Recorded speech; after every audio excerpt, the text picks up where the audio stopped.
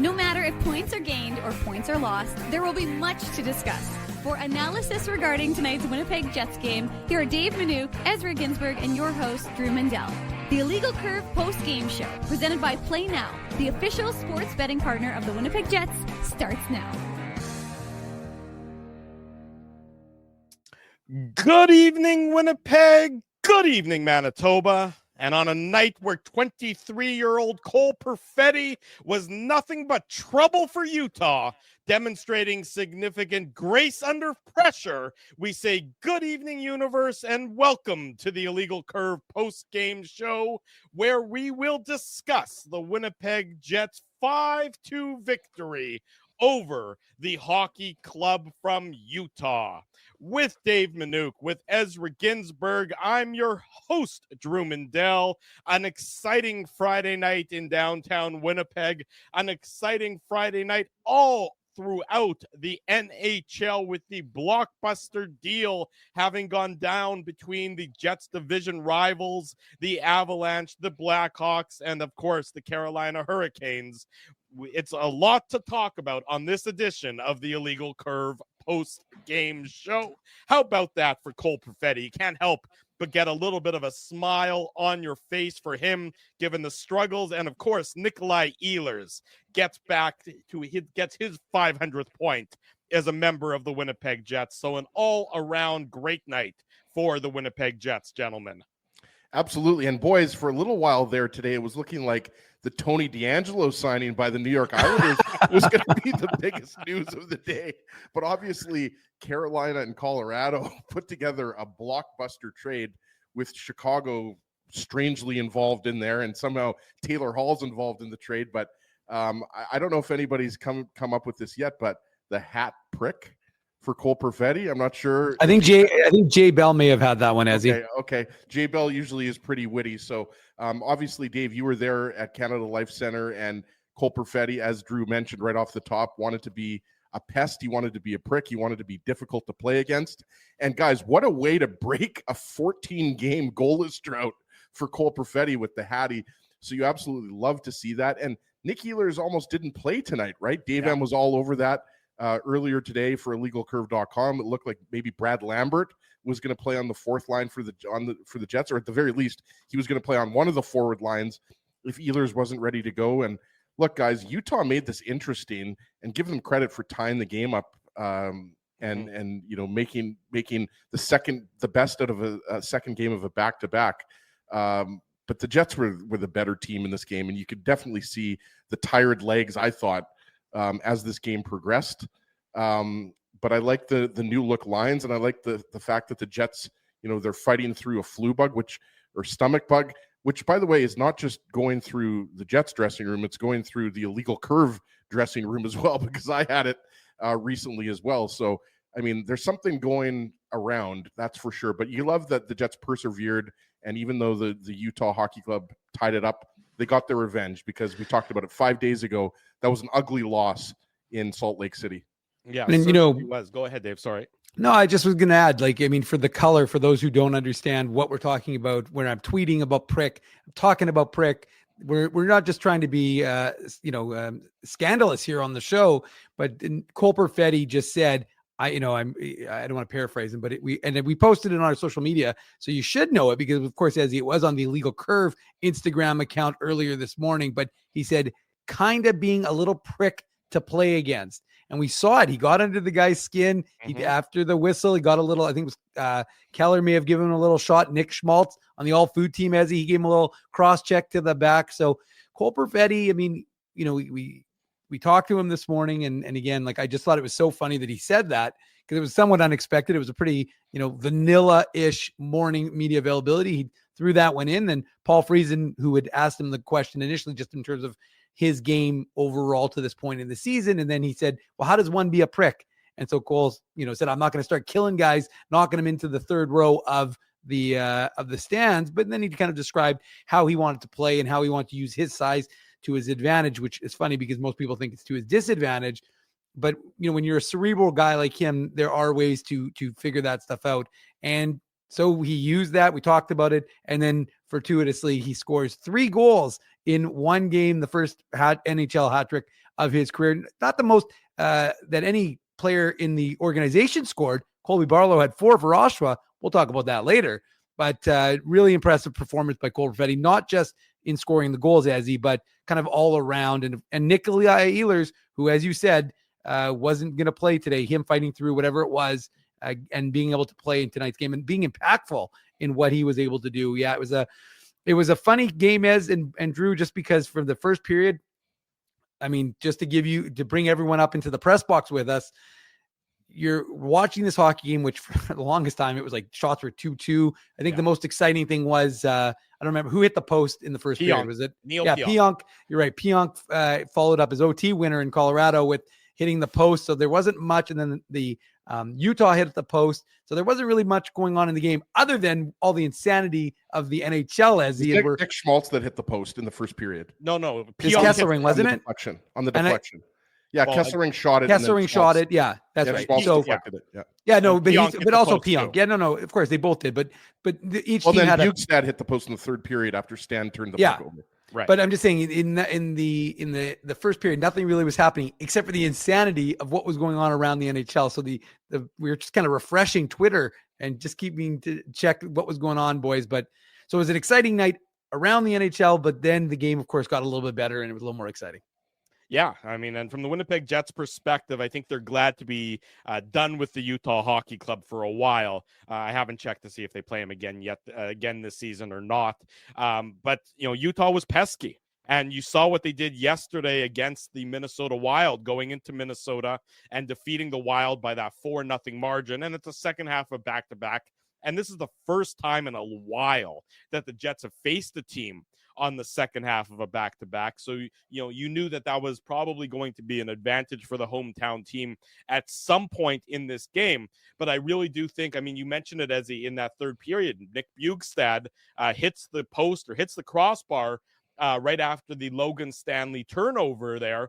And had that caught net instead of iron, this is going to be a tied hockey game. It seemed like just right after that is when it all went bad for the Utah Hockey Club. We'll get into that in the nitty-gritty details of the Betway game recap, but it just seemed like, that point in time, that was a bit of a catalyst for the Winnipeg Jets to get going. And after the DeMello penalty kill, where DeMello takes that penalty late in the second period and the Jets kill it off, that sort of seemed to sort of give the Jets a little boost of energy, little boost of momentum for the end of the second period. It obviously doesn't last that long as the Jets have the bad breakdown to start the third, but then they find their skating legs and they get back into this game. We'll hear from Jets head coach Scott Arniel coming up momentarily here on the Illegal Curve post-game show. We can see the media is beginning to assemble in the Matt Frost Media Center, Dave.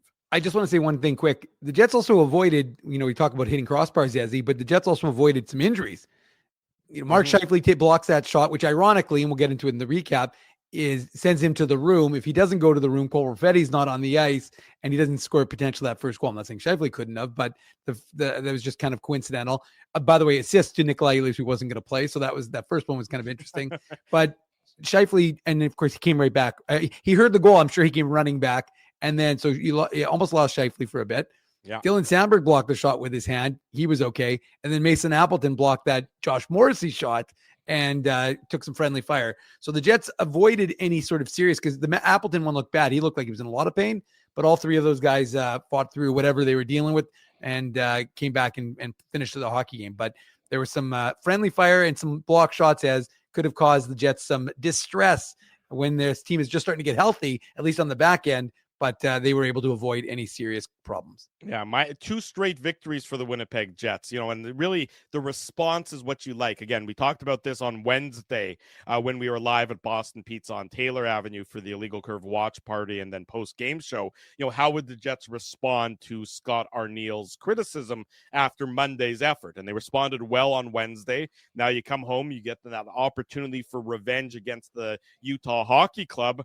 And it took them a little while, and Utah hung around, but the better team pulled away there at the end. And again, so the Jets now 2 wins in a row without their captain in the lineup, which has got to be sort of heartening for the Jets, and probably Adam Lowry himself saying, look, I'm part of, the culture that I've helped build as the captain of this team can outlast me. Even when I'm not in the lineup, this team will respond positively to the adversity they're facing as.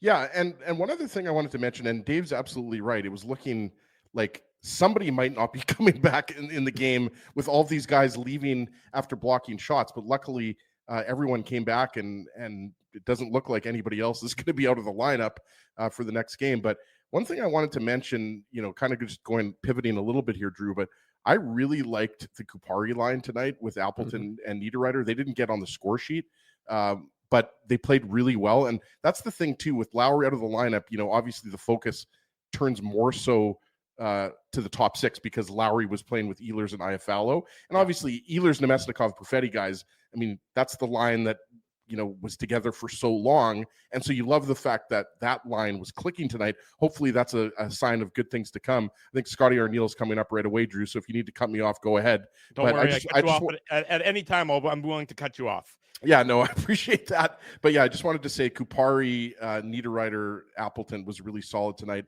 Appleton had a couple scoring chances. I remember Kupari had a scoring chance in the third period. So love that line was just going to the net, and it's a big line. Those are big men, and I like that they can create offense, but they can also get dirty. There was some good zone time in the Utah end. So again, this is a good sign of things to come with Lowry out of the lineup.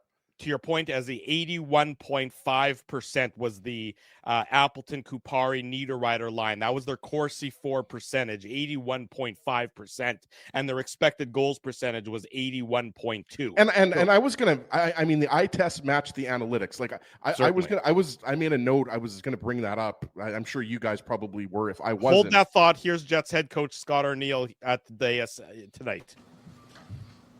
Scott, is that an example of Cole Perfetti kind of practicing what he was preaching in the morning, saying he wanted to try and find other ways to impact the game? I think he led your team with 3 hits today, and so there's a physical presence, 8 shot attempts, so he's obviously in that shoot mentality, going to the net. I mean, you had to like what you saw, right? Yeah, you guys got him all mad there this morning. But no, you know what? He's, like I mentioned, he's 1 year older.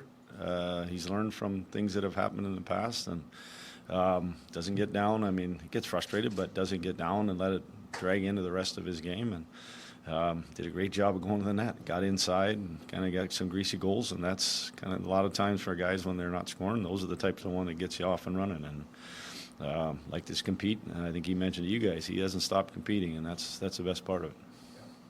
How much were you holding your breath? 3 different guys block shots and temporarily leave. Cole's actually on the power play because Mark's not available at that moment. So yeah, I mean that's part of having and winning hockey games, right? That's the stuff you have to do, and yeah, you can hear our bench, everybody up chirping and talking to the guys. You don't want to see guys leave the bench, but at the end of the day, that's the teams that do those, the hard stuff. Those are the ones that help you win hockey games. Just one on that goal that doesn't count because I guess the whistle goes. That's not a challengeable play by you guys, right? We can't challenge it. I was kind of hoping they'd call it a goal and let Utah try to make the challenge because Nino got the skates taken right out from underneath him. He was behind the net. The ref lost sight of the puck and then felt that Nino was on top of the goalie. So they missed the sort of taking the feet out from under him. That was the part. But kind of hoping it would be called a goal and then let it go from there. Sorry, you said you could have challenged it, but you couldn't have, right? Yeah. Utah, if it had been a goal, then Utah could have, obviously. With Cole, obviously age is a factor, but it seems like you're seeing more emotion from him on a face-off play. I saw him being a lot more assertive and communicating with teammates. It just seems like there's a lot more there in that regard. For you, where do you think the light switch went off in terms of him, just being a bit more emotionally present and engaged physically and all those other things? Honestly, it's going through experiences. It really is. Him not scoring for an extended period of time, maybe not playing at the end of the year, those are all things you learn from, and you don't want them to happen again. Like I mentioned to you, his prior 2 years, he only played half the season, and missed kind of the most important parts of the year, which is the second half, the heavy hockey, the playoff hockey. So last year was, it was a great 82 games, and and for me, it's all part of him becoming a good pro and learning from the good times and the successful times, but also learning from when it's rough going. And to me, that's why he's handling this so well. And that's the part that you love to see. That means he's maturing, and he's understanding that a way he has to play on a any given day, on any given game, he's got to play a consistent style, and he gets those kind of results. How gratifying is it as a coach to see him play that way, be engaged in other areas, and then for his goals, it was, peak Perfetti. He was in the right spots in the soft areas, delivering, doing what he does best. What was it like to see? Yeah, it's awesome because you see there's growth, and as a coach, you're trying to help those guys get through those rough stretches, those tough periods where maybe in his case it might be scoring goals, and for other guys it might be defending or whatever, it might be penalty kill or whatever. So when guys sort of buy into what you're preaching, and him recognizing that not getting farther away from the net, but staying close, get inside, win your battles, making sure he's good defensively. That's stuff that when you build that throughout your team, that's how we have have winning hockey club. There are nights when a player might make a cut like Perfetti did on that power play goal and not get a pass like he did from Nikolai Ehlers, and Nikolai Ehlers might not have even played tonight. What did you see from him, and when did it seem like he was going to be healthy enough to play? Yeah, I mean, he wasn't feeling real good coming right up to warm up, but he was pretty adamant that he was going to get out there. And I've seen that before where guys aren't feeling so good, and it's almost like it kind of gets their mind away from the game sometime. But he was dynamic. He was again, he's putting his speed on display, and when he does that, like I've mentioned before, opposition defense do not want to see him coming that fast down the wing. And that was a great pass. Like you said, Scheif not being out there, that was a big moment in the game for us to kind of get that goal. And we haven't had many power plays to make that sting like that. That was big and got us up and going. And now that goal, that was a great move. Obviously, his patience coming in and just finishing those off they're special. Also made the empty net goal pass to Perfetti, simultaneously getting the hat trick. And I was pretty sure he'd be looking, even if I had a breakaway. I think he was going to be looking backwards to try to find him. So that's just the guy he is. Yeah, I mean, I think he said he's going to keep the puck on that one. That seems about fair for the veteran on that one. Yeah, 500. That's a special number. A bit of a reversal compared to last game. Is this the response that you were looking for? Yeah, I thought it was in Colorado first, and then obviously, this was a team that kind of embarrassed us, and they're a good hockey team. They're a really good young hockey team, and they're starting to mature, and you can see it. They compete hard, and they weren't going to give us an easy one, and they weren't going to let us get anything without us earning it, and that's what we had to do tonight. And I really I know Fetz and Fly were real good, but I liked a lot of our guys. I liked a lot of our lines that really stepped up, and we had to play a role, whether it was Coop's line against their big three guys, their heavy guys, McBain line, in our fourth line. That's a goal goal by Gus, gets him off to Schneid there, scoring his first one. Those are all pieces that kind of add to the win. Speaking of Colorado, what goes through a coach's head when a guy like Mikko Rantanen gets moved out of his division? Yeah, we heard it between periods there, but I mean, it's just interesting how things kind of happen, and we don't see them anymore this year. So he's going to the East, which is always nice, but it's just part of the game. Thanks. Thank you. There he goes, Scott Arniel, speaking to the assembled media following tonight's Winnipeg Jets 5-2 victory over the Utah Hockey Club. As you would expect, it was all about Nikolai Ehlers. It was all about Cole Perfetti, both of whom get milestones tonight. Ehlers, his 500th career point.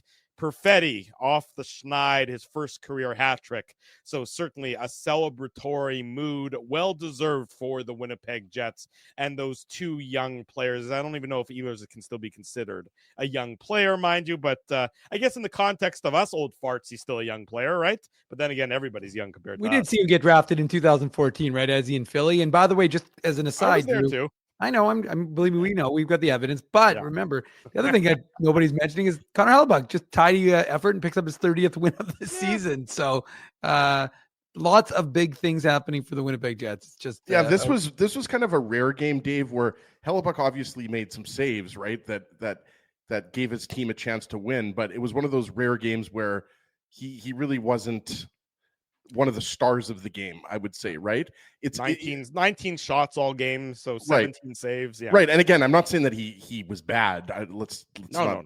not mistake what I'm saying. I'm just saying that this wasn't a game, like you said, Drew, the shot volume obviously wasn't there, but he just needed to be good. Like I said, that's what coaches always say. We just want our goalie to give our team a chance to win, right? Yeah. And I love hearing, by the way, anytime hearing a coach or a player hear about a trade while a game is going on. So you love to hear right at the end there when Arniel said that they heard about it in the dressing room, right? Or whatever, on the bench. I mean, that type of trade, obviously, because it was between a Western team and an Eastern team with Chicago obviously playing a small role in that. It's going to have reverberations around the entire league, right? Yeah. And I'm sure we're going to be talking about it tomorrow on Saturday for the Illegal Curve Hockey Show. But obviously, like Dave said, a huge win. And guys, if Nikolai Ehlers can put together a 1-goal, 3-point performance when he's sick, I mean, that just says a lot about the type of hockey player he is. Because you thought, maybe he wasn't going to play. And then if he was going to play, Dave, you thought, okay, well, maybe we're going to lower our expectations a little bit for a guy who's dealing with a stomach bug or a flu or whatever, right? So an unbelievable performance. You just love to see that, right, guys? Because that was a big criticism, going back to, prior to Nemesnikov being injured, was that second line just wasn't clicking. And and so this is, I think, a big game. Doesn't necessarily mean there's going to be a hat trick from Cole Perfetti every single game, but it's a good sign when hat prick.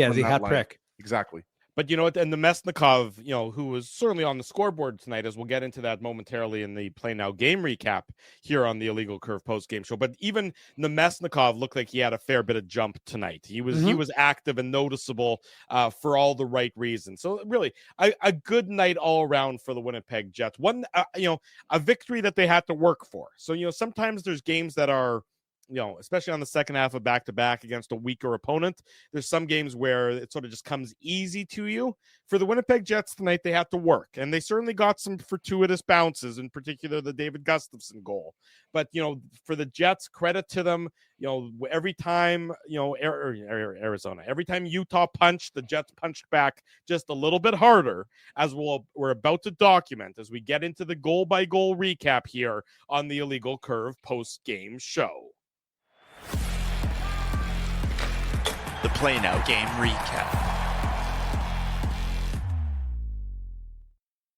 Big thanks to our friends at Play Now for their continued support of the Illegal Curve post-game show, as well as the Illegal Curve hockey show, which, of course, for all those who are tuned in right now, be sure to join us again tomorrow morning, 9 a.m.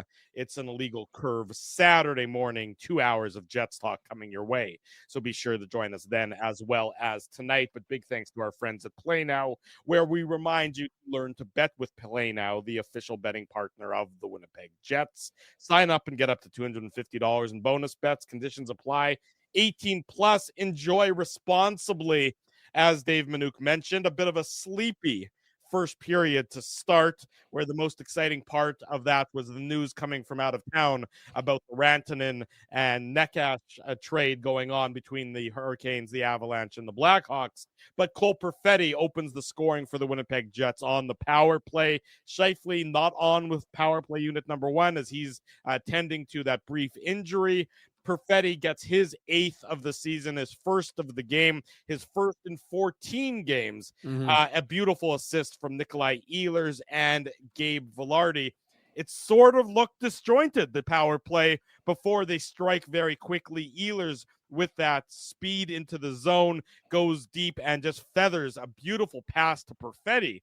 And that's not an easy shot by Cole Perfetti, as Dan Robertson alluded to on the broadcast. That's a high-skill shot, from a player who had maybe been getting a little bit, or fans had been getting a little frustrated with his lack of production. But as he spoke about earlier today, and as Scott Arniel spoke about during his post-game comments, Perfetti was still contributing. He wasn't down on himself, and it was only a matter of time until he got off the schneid, as he. Yeah, absolutely. And you're right. It's not a tape-to-tape pass, but what I like is that Nikolai Ehlers realizes that the Utah Hockey Club are loaded up on that side, and there's 4 players, and they're all focused on Gabe Vilardi and Nick Ehlers. So I like the fact that Nick Ehlers identifies that and gets the puck quickly to Cole Perfetti. And yeah, it's a bit of a, I don't know if you'd call it off balance, but it's just a shot where he has to change his body positioning to get the most of that puck, right? Yeah. So you love to see it, guys, right? Because it was talked about right today, Dave, when they mentioned that Perfetti was going to be playing on the first power play. Obviously, they didn't think it was going to be, with Mark Scheifele not out there with them, right? Yeah. But you love the fact that, Perfetti gets rewarded here because, look, he's a guy that's been criticized a lot. He's got to produce, right? We've talked about that. You're on the second line. You're getting top 6 minutes. You're getting, whether it's first power play time or second power play time, you got to produce. But we've talked about how he's been getting opportunities and he's been snake bitten. Let's be honest. But yeah, it's a good combined zone entry by Vilardi and Ehlers. But I just thought Utah was giving way too much attention to Vilardi and Ehlers, and that's why Ehlers notices that Perfetti's completely wide open. He gets him the puck, and then Perfetti does the rest. Right, Dave? Yeah, and it's interesting because like this whole heel turn with potential, it's kind of a wrestling-esque feel. Like Cole Perfetti, the nice innocent kid. Ryan Hartman, muddies him up last year. He gets angry. More of a slow burner though. I thought we weren't allowed to say Ryan Hartman's name on this show. No, we can, but because he's obviously the reason why Cole Perfetti has assumed the alter ego of the prick, and so as a result, he slowly but surely. Prick. I'll be honest. I do like saying. I've typed prick about 100 times today. I've said prick about 100 times. Yes, I'm definitely enjoying the use of. Although Prickly Dave Minuk. It was funny because ironically, that should be my nickname. Yeah, I was going to say Drew's more prickly than I am, but it was funny because TSN in reference wrote PR and then the rest, and I was like, prick anymore. I'm like, you can't say prick, really? Like, is this really where we've come as a society? Is you can't write the word prick is offensive? But Trump's America, that's going to change. Let me tell you. Well, that's fine. I'm okay with that if that's the reality because I want to say the word prick. You prick. So, anyways, it was a nice play by. Hold on, just stop for a second, Dave. It's not a swear word. It can be used. Well, it can be used. We know what it can be used for. But if you're saying someone's a bad person, that's, to me, the definition of prick is being like an a-hole. Well, no, a prick is slang for male genitalia. No, but that's what I just said. We know what. But the thing is, you can use words I'm not going to. Anyways, it doesn't. I'm not going to give a master class on the English language here. Yeah, but he's a cunning linguist, folks. Yeah. Okay. Well, that's all he is. But we're using the word prick to mean, and what again, Dave mentioned this, but Cole Perfetti said, "I want to be a prick to play against. I want to be a hard player to play against." That's what he meant. And just to Jay Leclerc, I think that was the name asked. Wasn't Perfetti supposed to be on PP1? He was only there this morning because Ehlers didn't skate in the morning availability. And look, Drew, Dr. Haleko, Andrew Haleko is a professor at the University of Manitoba. He is an esteemed doctor. So if he's using it, Drew, then I think we're good. He's also the CEO of Tetra Tech. Exactly. Everyone knows the Tetra Tech. They let the curse words fly at Tetra Tech. Anyway, so I do think it's just. I think that Cole Perfetti was feeling the heat, and he knew that there was as he said, there's expectation. You can't be on the second unit, even though you're getting your opportunities. And he said that. And one of the things he answered about was, when he was asked about, and I know I'm going off on, I'm not really talking about the goal specifically, but I just think it pertains to what he was kind of his mentality throughout the last little bit.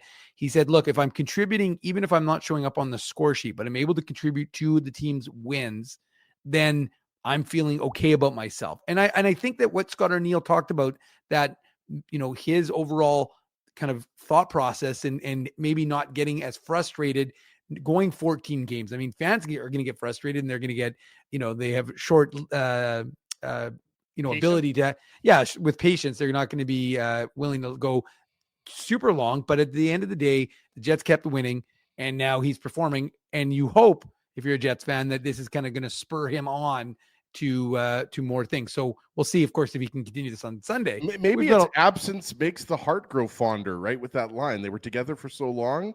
Then Nemesnikov, had the injury. Now they're back together. So I'm just saying that I think Scheifele and Perfetti should, have some sort of like a buddy comedy called Frickin' the Prick. I just think that would Whoa, go well, and everybody would be on board. That's with actually that. very good.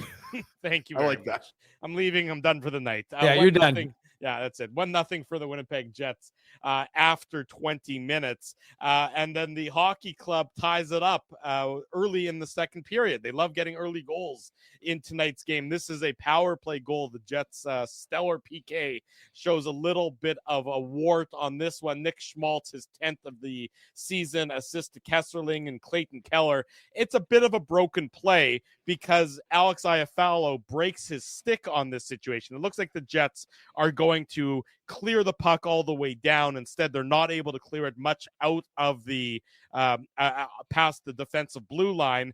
Iafallo breaks his stick, so he makes a break towards the Jets bench. Meanwhile, Arizona gains the zone, and it's basically a 5-on-3 for the hockey club. And, Schmaltz gets the tip on the Kesserling shot. It's from in tight, and it gets past Connor Hellebuyck. Sort of a broken play, sort of an ugly play, and it's 1-1 at this point in time. Before we break down the goal, Ryan Friesen, again, we're pretty transparent on this show. If you give us money, we will read your comment on air, as long as that's within reason. Everyone wish Comet well. He's having a hard time. Yes, we are wishing Comet well as he gets through this hard time. So, Comet, our wishes are with you. We Our love you, thoughts are Comet. with you. We know that you're a regular here in the chat. So we do wish you nothing but the best. And of course, we would have said that even without the $10 from Ryan there. So thank you for that. And Comet, yes, sending you good wishes and everything else. Absolutely, Comet. We hope you're doing well. And like Drew said, we see you often here during the IC post-game show and during the Saturday show. So good on Ryan. I'm not sure if Ryan and Comet know each other just through the chat or they know each other in real life. But regardless, we want to wish Comet all the best. And like you said, Drew, Michael Kesselring, by the way, he's been given more power play time with, we talked about it 5 days ago. Mikhail Sergachev is out of the lineup, and Kesselring's a good player there. So again, it's not Utah Hockey Club lunch, Dave. But I've been impressed by this Utah team. I'm not sure if they end up getting a wild card spot this year, but at the very least, they're heading in the right direction. And for so many years in Arizona, they were just kind of middling and not really going anywhere. If anything, they were going the wrong way, right? So you like to see Utah going the right way. And we should mention they got Jerome McGinley's kid, Tej McGinley, in the system as well, right? So they've got other good young players coming. But again, Nick Schmaltz here, I mean, it's just a good deflection. I think, the penalty kill we talked about, it came through so big in the Colorado game, but it also came through big killing off the Dylan DeMello penalty. But if anything, guys, I think, Kesselring just has there's kind of similarities, to be honest with you, between the Perfetti goal, Dave. The goal isn't scored in the same spot on the ice. Yeah. But kind of similarities in that the Jets, I think, collapsed a little too much. And there was just too much room for Kesselring to walk in. Again, so it's easy to break down this goal and see that happened. The Jets PK has been pretty good over the last 3 or 4 weeks, but that's what I saw on this. There was maybe a little bit slow to react and just a little bit too loaded to the right of Connor Hellebuyck, and that just allowed Kesselring to walk right in. And I'm not going to add any analysis on the goal because they did a good job. But the only thing I was going to say is that we also have to give Utah credit because they have been playing much better hockey. They spanked the Jets on Monday, but they also defeated St. Louis. I don't know the final score, but I know they beat St. Louis, I think, handily. I think it was 4-1 a few nights before they played the Jets, and they beat Minnesota 4-0. And that was Minnesota with Jared Spurgeon and Gabriel Kaprizov back in the lineup. So I know Minnesota hasn't been very good at home, but that's they're the second place team in the Central, and Utah handled them pretty easily with a 4-0 win. Minimal lineup changes too, right? They only changed. They made goaltending change. Obviously, Ingram played today, but and Liam O'Brien out of the lineup. On the fourth line they put in what's his name, Carson or whatever. But so there were only 2 moves they made from the lineup that the Jets basically saw on Monday, and they're pretty good. They're like you said, as either an up and coming team. They've got a lot of young players, a lot of young talent. They got a hell of a lot of draft picks. Don't they have like 30 draft picks over the next 2 years or 3 years? I think something like that. Yeah, they do. And I just wanted to mention one other thing on this goal. I think, was it Kupari? There was a bad line change too. Should have mentioned that as well. No, that's Kupari? What I'm saying, because Iafallo broke his stick, so he had to run to the. He skated. It was okay. I thought it was.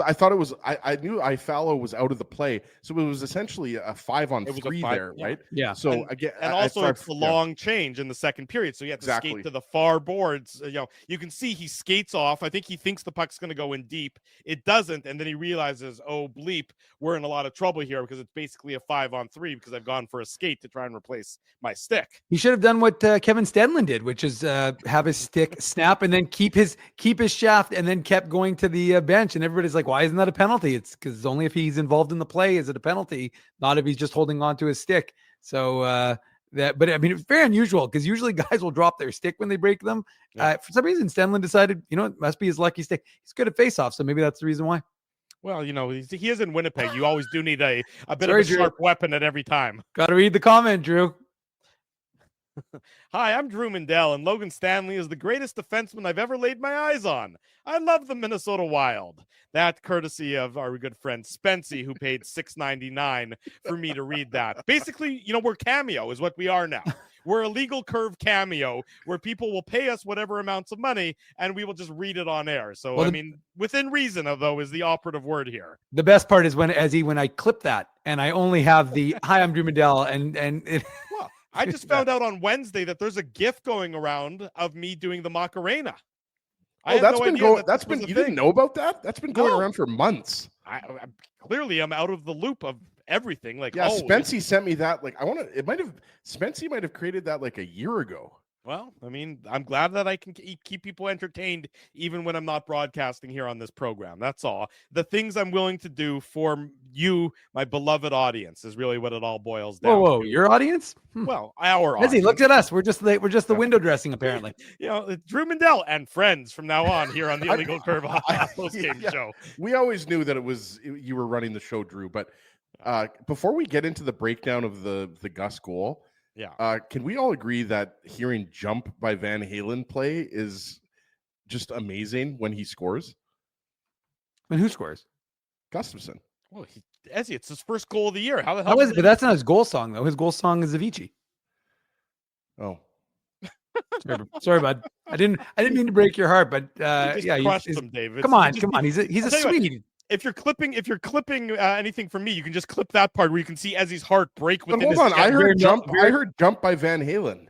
Very Millhouse there. Jump. They played "Jump" and then they transition into the goal song of whoever scores. Have you not watched the game? Hey, Ezzy, don't worry. It's only game 50. It's not a big deal. They always start with "Jump."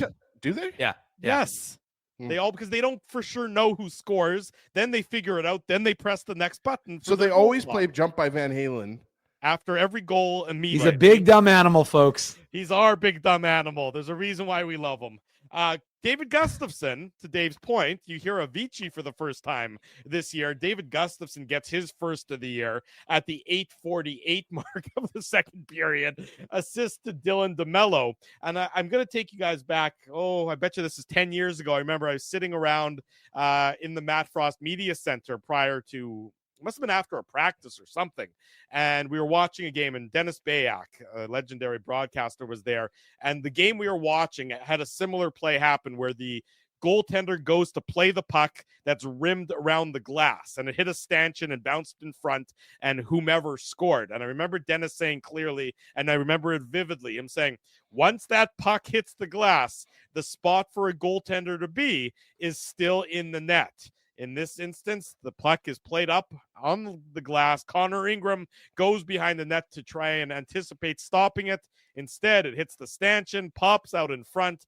And for David Gustafsson, it's going to look beautiful. And he's going to tell his grandkids one day that he sniped it top shelf and the goalie was certainly in the net. But it's 2-1 for Gustafsson, a fortuitous bounce at that point in time.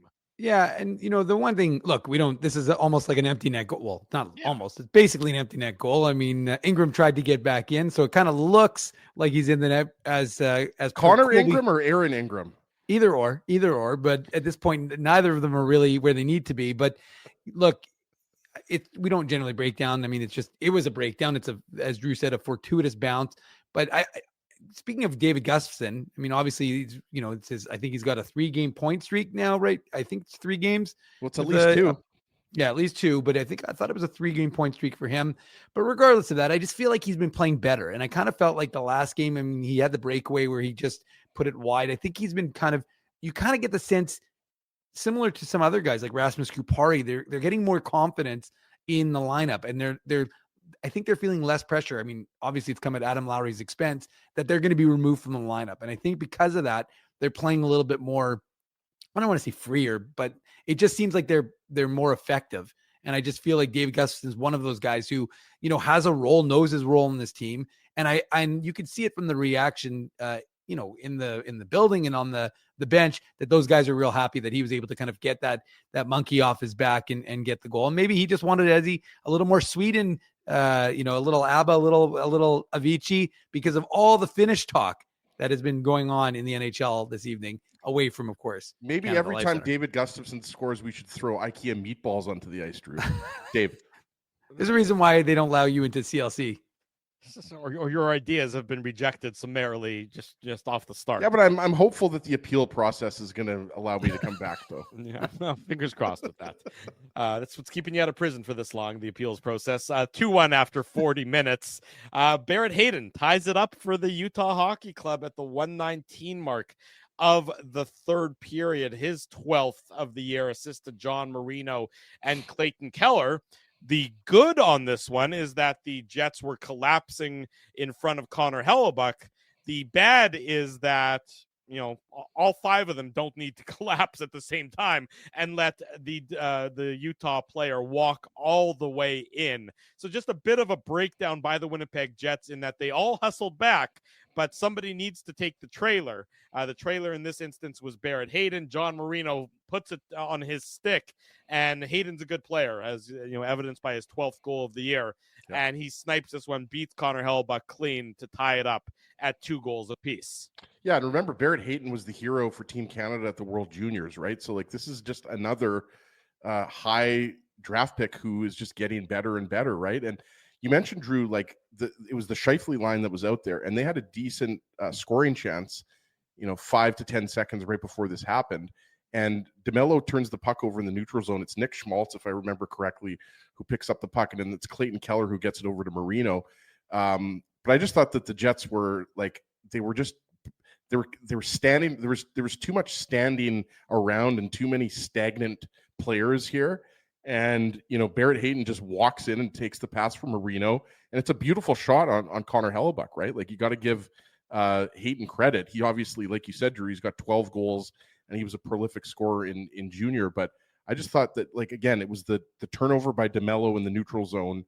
And I just thought that the Jets weren't really in good defensive positioning on this goal. They certainly weren't. It was just, look, you appreciate. Sorry to be Debbie Downer, guys. Obviously, no, the Jets won the game 5-2. But on this goal, look, Utah tied the game up, right? This could have gone, a different way. Obviously, we know what, Cole Perfetti came through with another couple goals, right? But and obviously Ehlers as well. But there's always going to be something in a game that you don't love, and Scott O'Neill and the coaching staff, Dave, are obviously going to pick this goal apart, and they're going to remind the guys of their poor positioning on this goal. Yeah, there's no such thing as a perfect game. That's just the reality. There was a time where the Jets, unless you're Sandy Koufax, fair enough. Yeah, not on Yom Kippur, but he doesn't pitch on Yom Kippur. There was a time where the Jets couldn't get their forwards to go below the hash marks, below the dots. Now they had everybody below the dots. So how things change in this instance. But a broken coverage, a blown coverage by the Jets lets Utah tie it up at 2 goals apiece. But Cole Perfetti, was his night, as we talked about. 3 minutes and 32 seconds later, he gets his 2nd of the game, his 9th of the year. It is it's a hard-working goal. There's nothing particularly beautiful about it. There's nothing particularly pretty about it, except for the fact that it just stems from hard work.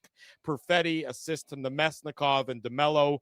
The Jets gain the zone. They get some traffic in front of Connor Ingram. The shot from DeMello from the point, it sort of hits Nemesnikov in front, who's again right in front of the goalie, and he's able to corral the loose puck and slide it over to Perfetti, who's all alone at the side of Connor Ingram. He tucks it behind him into the open net. It's effective, and it's how it's winning hockey. It's the kind of goal you get by playing winning hockey, crashing the net, not being a perimeter team, getting to the quote unquote cliche dirty areas, and the Jets get rewarded with this one to make it 3-2. Dave.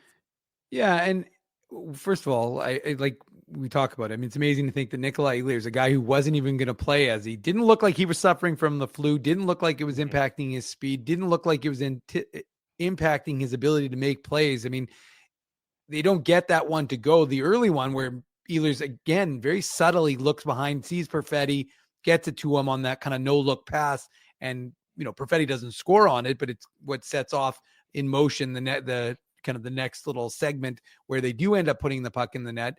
But I just like the Jets' persistence. They were attacking, they were fast, they kept going. And this is one of the biggest complaints we've had of this, Perfetti and Nemesnikov and Ehlers kind of trio is they haven't played this way all the time. And here is a perfect example of them doing that and getting into the right position, being in the right spot. Vlad Nemesnikov causing, problems in front of the net.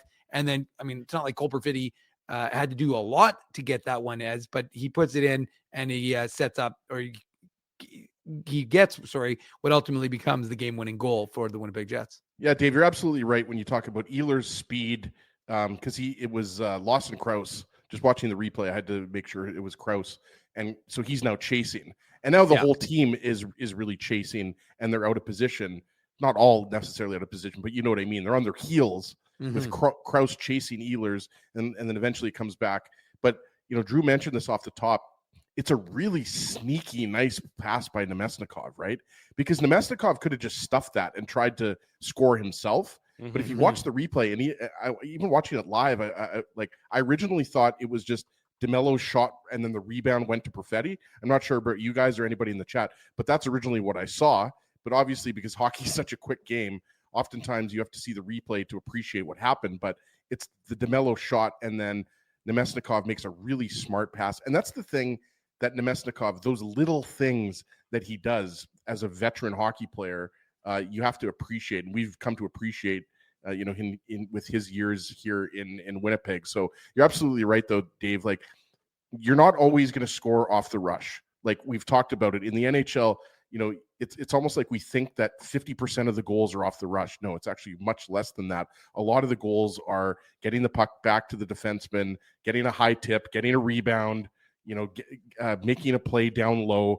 And so you love to see the style of goal. I think that's what makes you excited that this line is this is a sign of better things to come, because that line really wasn't. And again, we're not going to Perfetti's not going to get a hat trick every single game. So let's not get, carried away here. But this line was the difference. Like I would say obviously, each team scores a power play goal tonight, but that to me is the difference in this game. It wasn't Hellebuck being better than Connor Ingram. It was that the Ehlers, Perfetti, Nemesnikov was the best line on the ice for both teams. Certainly was effective on the score sheet for the Winnipeg Jets. Usually, when we do the Seagram shot of the game, it's, a big blast. It could have very easily gone to Cole Perfetti for the first goal of the game. But then sometimes, to sort of just counteract what you just said, usually most goals, they're gritty, they're workmanlike, they're not pretty, they're not highlight reel goals. But then sometimes they are highlight reel goals, and this one is so pretty that it deserves our Seagram shot of the game. The Seagram shot of the game. Seagram's VO, masterfully blended, distinctly Canadian. They, thanks to Seagram's for their support of the Illegal Curve post-game show. This by Nikolai Ehlers is just an absolute thing of beauty. It's cheeky, though. It's cheeky. It's got some arrogance on it, and I'm not talking about Rick the Model Martel's perfume or wow, the spray in great the ring. reference. Thank you. This is Kesserling gets caught flat-footed at the Jets' offensive blue line. He blows a tire. Nikolai Ehlers has a breakaway from basically before the red line all the way in, and you love just sort of you can sort of see the smile on his face as he's coming down the ice here, thinking, what am I going to do with this opportunity? He even shoulder checks to see how much time, how much room, how much space he has on the Utah defender who's chasing back to try and catch up. And he pulls Ingram from Ingram's right to his left, and then he just tucks it back to the vacated spot from where Ingram once came, and he makes it 4-2 for the Winnipeg Jets. It's and then he does his little happy dance. Ehlers does after scoring this goal. It's just the talent of a world-class player on display, and the roar of appreciation and the excitement on the Jets bench tells you all you need to know about just how nice of a goal this was by the Winnipeg Jets number 27, his 499th point as a member of the Jets. We call that foreshadowing. Absolutely. And Drew, it's not often that a celebration can somehow be nicer than the actual goal, because this was a beauty deke, right? A little backhand move on Connor Ingram. But I don't care what anybody says. You love, and obviously we're a Jet-centric show, but you love to see guys celebrating like that. It was a nice goal. He was sick. He almost missed the game tonight. So as far as I'm concerned, when teams do that against the Jets, I love to see it. But when the Jets do it, obviously, I like to see it more. And yeah, it's a nice steal. Michael Kesselring, we talked about guys, right? Like the game in Utah, Kesselring and Scheifele got in it after Kesselring looked like he took a high sticking penalty on Scheifele, right? And then Connor came in. So kind of sweet revenge to do that on Kesselring, right? But Ehlers actually shoulder checks twice, Drew. I'm watching the replay here. Like, he had enough time, as my dad would always say, he had enough time to make a sandwich on that breakaway goal, right? So you just love to see it. You love, again, to see it's an unassisted goal, but again, you love to see that second line having a big night, because that line has been criticized, I think rightly so, for not producing enough. But yeah, just a beautiful goal and an even better celebration. It certainly was a good celebration. That made it 4-2 for the Jets. We mentioned just, a game of inches, seconds before this or shortly before this, Utah hits the post, could have very easily tied it up. Instead, what happens, Kesselring just catches an edge and Ehlers makes no mistake. That was the end of the ball game, really. At that point in time, there was 7 minutes and 44 seconds to go. The only question left was, would Perfetti get a hat trick? Would Ehlers get 500 points? The answer to both was yes, of course. Perfetti, his 10th of the year, wraps up the goal scoring in tonight's contest. He puts it into the empty net. Assist to Ehlers. Neil Pionk gets an assist as well. And for all those asking at home, who gets to keep the puck? The guy who gets his first career NHL hat trick, or the guy who gets his 500th point? The answer is Nikolai Ehlers, because, quote, "I'm older," is what the Winnipeg Jets forward had to say to the youngin', the 23-year-old, the one who was all sorts of trouble tonight for the... Can't you cut the puck in half, Drew? That's very King David of you, Ezzy, if you know your biblical stories, but I'm not sure that they're going to do that. But you can suggest that and see what happens there. See if that changes the perception, Dave. And the reality, sorry, Dave, to cut you off here and steal your thunder, but I'm pretty sure they'll just take another puck and then they'll put first career hat trick on it. I don't think Cole Perfetti really cares about that. No, I mean, I think that the whole point, though, is that it was an unselfish play by Nikolai Ehlers, and that is what Scott Arniel, of course, mentioned in his media availability. Of course, you can watch that on our YouTube channel, not now, of course, but after. But I just think it shows the selflessness that this team is working well together. And, we had the comments from Elliot Friedman up on the website earlier about, how the team is, in a good place. And it's pretty positive for them as a group right now. That's more of either a Saturday topic or maybe after the break, Drew. But I think probably tomorrow morning. There's lots to delve deep into tomorrow morning. Right. I think it's just, to go back to former Jets coach Claude Noel, there's a lot of joy in Joyville right now for the Winnipeg Jets. And, they've got a bit of a boost in, Colorado. And I think Dallas won. I think Dallas beat Vegas tonight. But Minnesota, of course, like I said, 4-3. Yeah, so Minnesota lost their game. So the Jets, even though Minnesota has a couple games in hand, the Jets have themselves an 8-point advantage over the Minnesota Wild. And like I said, they wanted to get a measure of revenge on this Utah team, and I think they were able to do so. And, you've coupled a good effort against Colorado with another good effort tonight. And they'll have to see if they can do similarly and have more revenge on Sunday when they go to exact some revenge on a Calgary team that beat them. What was it, 8 days ago, or whatever it was? We've Last come Saturday, almost 6 to the days end ago. of the palindrome, guys. Yes, we are almost at the end of the palindrome, the scheduling palindrome portion for the Winnipeg Jets. 5-2 final. The Jets lost on Monday to Utah by that same margin. They get their revenge 5-2 tonight in defeating the Hockey Club on home ice. Did you see just quickly, now that we're done with Utah? I knew you were going to bring this up. About the trademarks, that all their trademark requests have been rejected so far. Yes. That they can't be the Yetis. And I mean, I'm sure there's ways around it, but they can't be the Utah Yeti, because Yeti, the drink, the cooler company or whatever they are, they already have that trademark. So you can't be the hockey club can't become the Yeti. I'm sure there's a way around it, of course, but they're having trouble coming up with the name. It's not hard to figure out. It's called this, Drew. Yeah, well, I'm sure it is, but you have the Winnipeg Jets and the New York Jets. There's ways around it. I agree. Yeah. I'm not sure exactly. I'm not a trademark lawyer, believe it or not, but we will. I'm sure they'll figure out an answer to somehow get whatever nickname they want, because please, no more of the hockey club.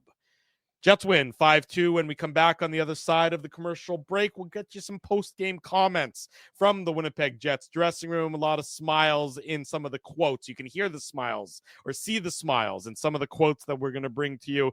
Don't go anywhere. Dave Minuk, Ezra Ginsburg. I'm your host, Drew Mandel. The Illegal Curve post-game show rolls on this Friday evening.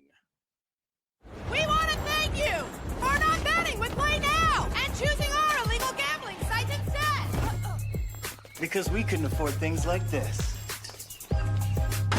without your money. So much of your money. Now you might have questions like, do our profits benefit your community? No.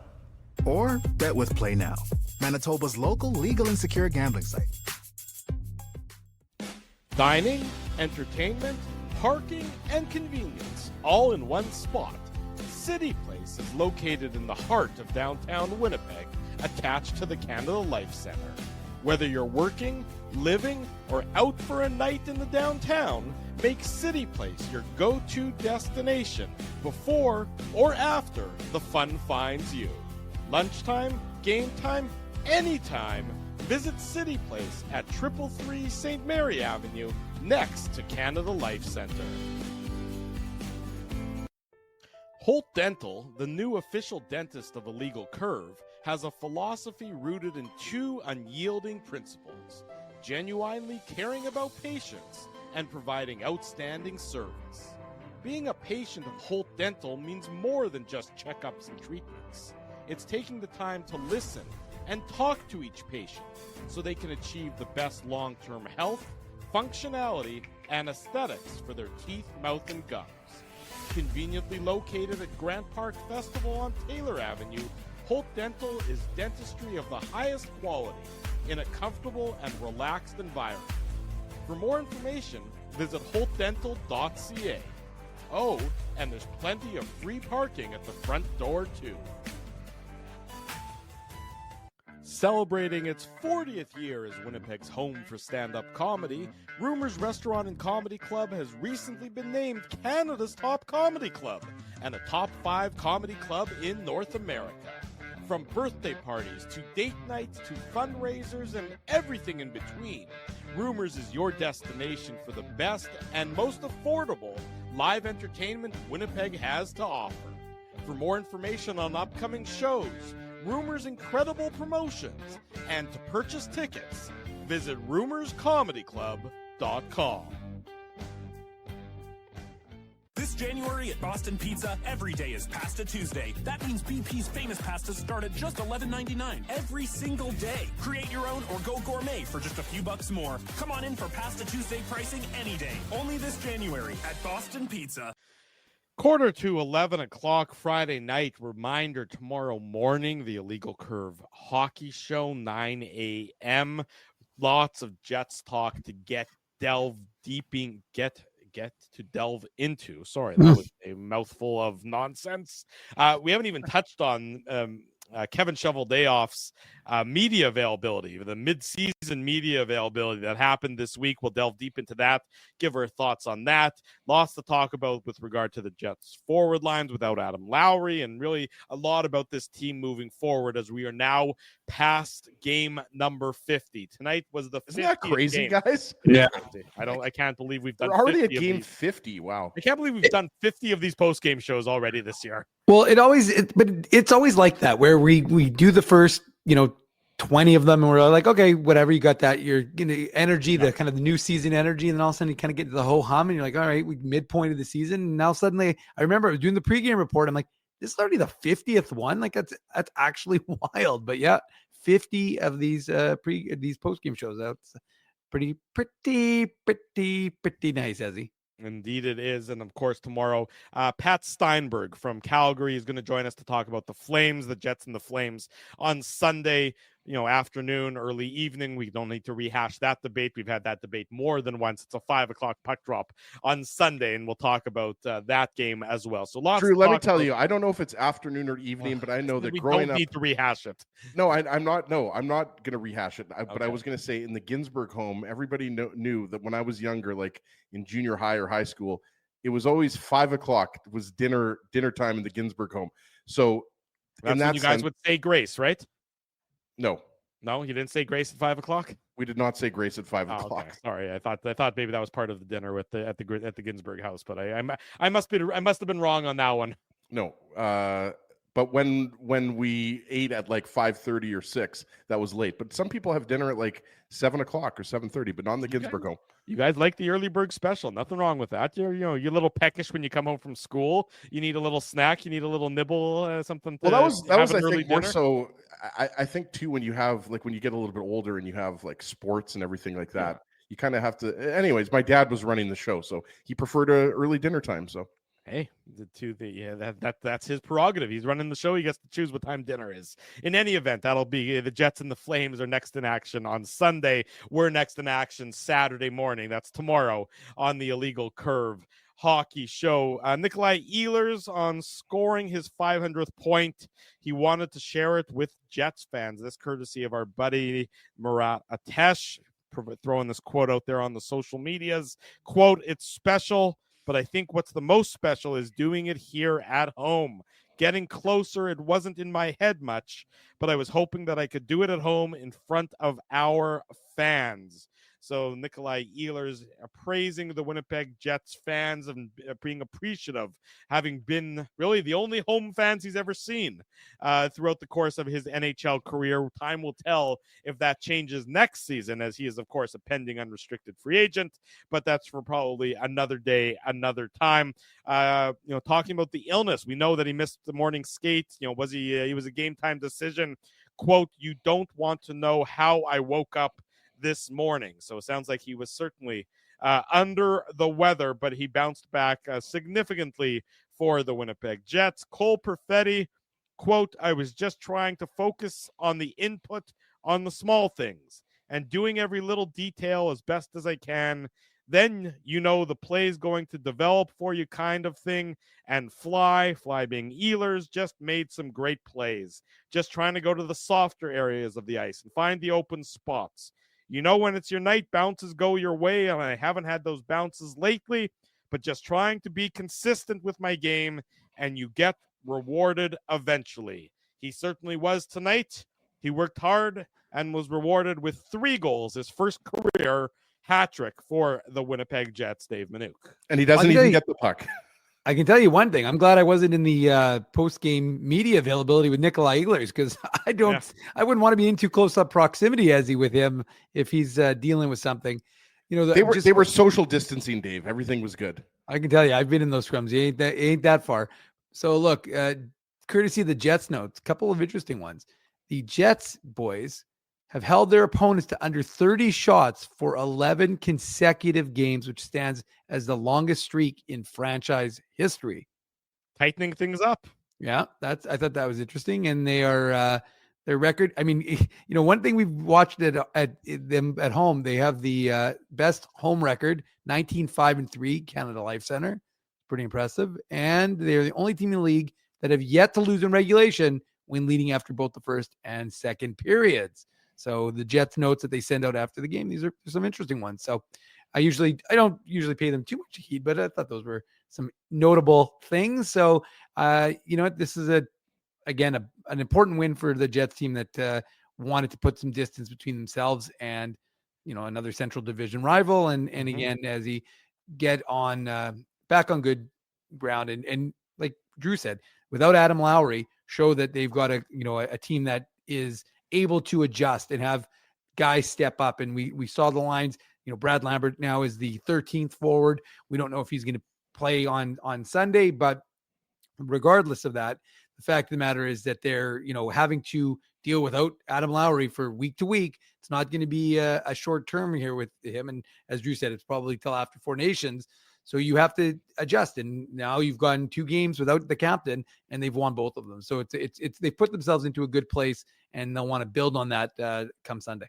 Indeed, you are right about that, Mr. Manuk. Lots of prospect news to talk about. We'll delve deep into that tomorrow on the Illegal Curve Hockey Show. I wasn't saying anything. I know. We've already gone an hour 6. I'm happy. There you go. Lots to talk about tomorrow morning. Let me give you. No, I'm just kidding. Yeah. Not only did Colby Barlow have a good night, guys, but I think we should also, again, not saying that this is going to happen, but I mean, Colby Barlow, could he be an option for the Jets at the end of the season heading into the playoffs? Little teaser there, Drew. 0%. The answer is the answer there. The answer is Colby Barlow will be. I can tell you what'll happen with Colby Barlow. Now, Oshawa's play for the Moose. Yeah, I was going to say Oshawa's a good team, and they'll be in the OHL mix. So we don't know what's going to happen and how soon. But I can tell you, he will not be with the Jets. He will be with he'll be with the Moose. And then he may get called up to the Jets when as a black ace, as a black ace. Yeah. The answer to that is about as accurate as your excitement over jump playing. I'm trying to get people excited here about Colby Barlow. That's what I'm trying to do. That's okay. Tomorrow we'll get people more and more excited about Colby Barlow. He'll get them excited when I tweet out his goals and you give me that little retweet. That's what you'll get people excited. In that case, you should be following Illegal Curve on all of our social medias at Illegal Curve on X, on Blue Sky, on YouTube, on Twitter. And I already said that one, I guess. Facebook, everything else. Just be sure to be following at Illegal Curve here, there, and absolutely everywhere. Smash the like button on the YouTube channel. Subscribe to the YouTube channel. And be sure to come back tomorrow morning at 9 a.m.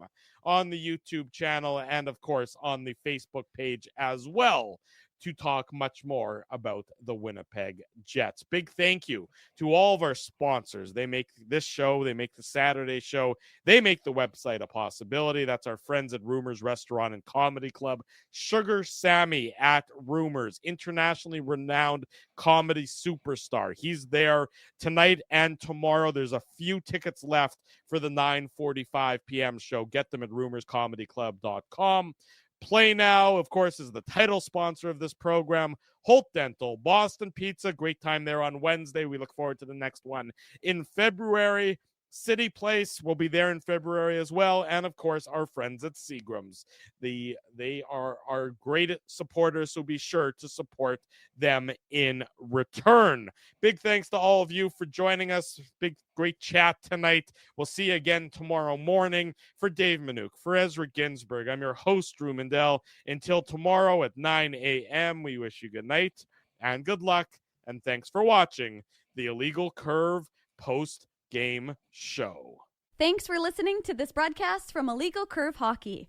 For more great Illegal Curve content, subscribe to the Illegal Curve YouTube channel, follow at Illegal Curve on Twitter, Facebook, and Instagram, and visit your online home for hockey in Winnipeg, illegalcurve.com.